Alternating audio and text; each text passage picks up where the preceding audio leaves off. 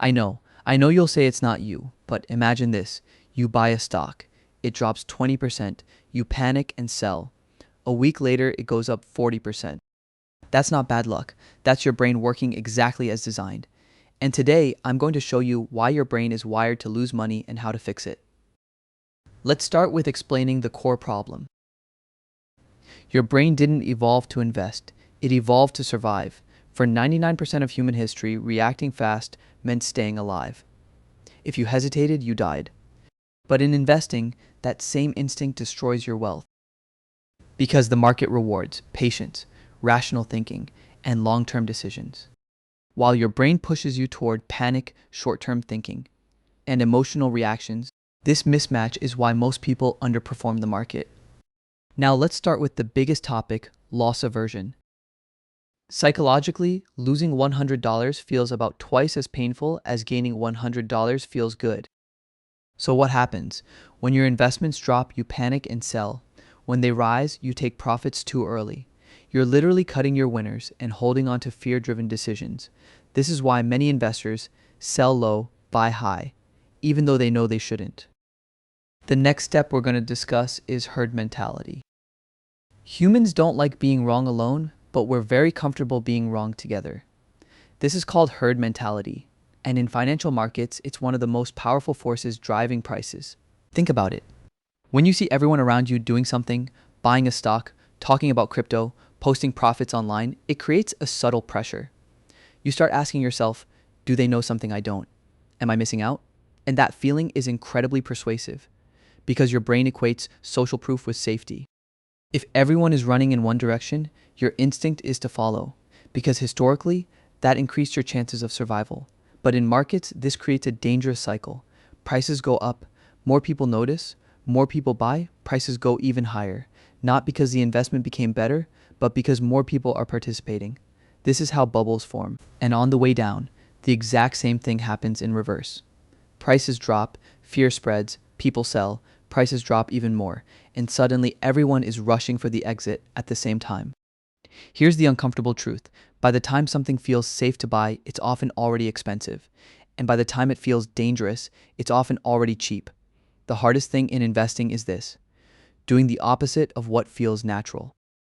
Another topic I want to talk about is something called the recency bias. Your brain is constantly trying to predict the future, but it has a major flaw. It relies too heavily on the recent past. This is called recency bias. Let's say the market has been going up for months. Every day you check your portfolio, it's green. At first, you're cautious, but over time, something changes.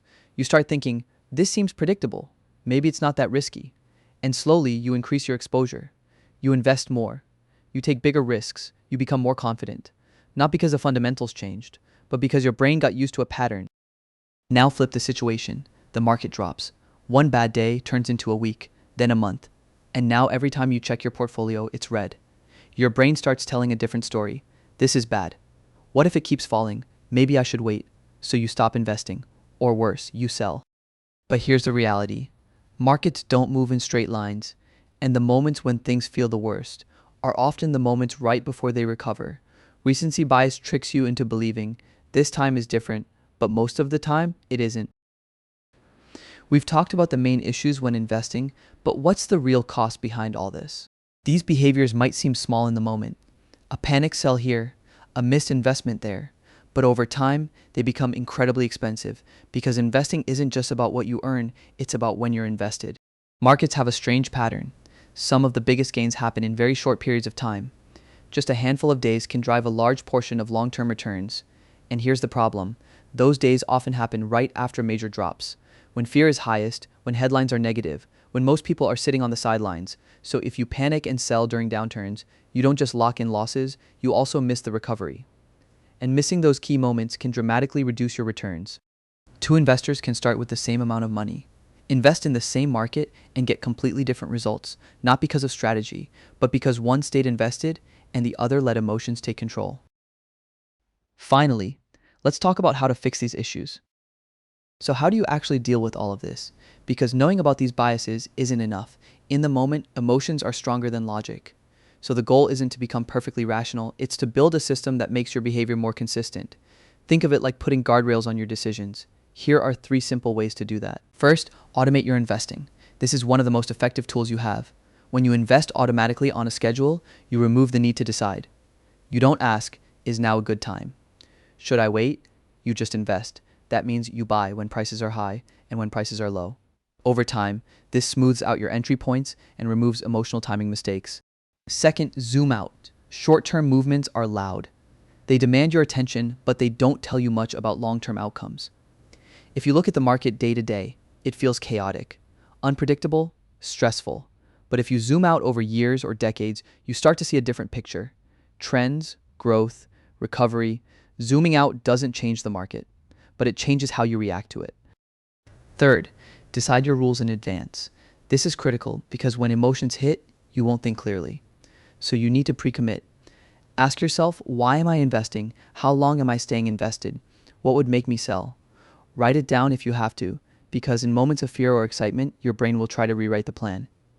And if you don't have one, you'll default to emotion. At the end of the day, successful investing isn't about predicting the market, it's about controlling your behavior. And the people who win aren't the ones with the best predictions, they're the ones with the best discipline. If you want to learn more about personal finance, check out my other videos and subscribe to be the first to get a notification when I post new videos.